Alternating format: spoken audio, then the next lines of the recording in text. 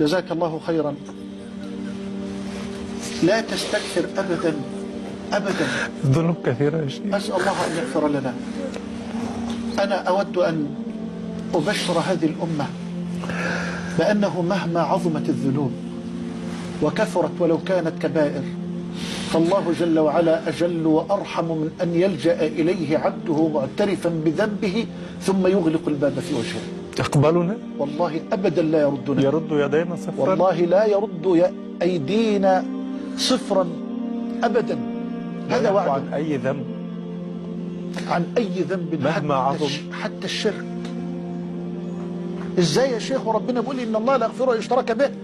لا يغفر لمن إن الله لا يغفر أن يشرك به لمن مات مصرا على الشرك.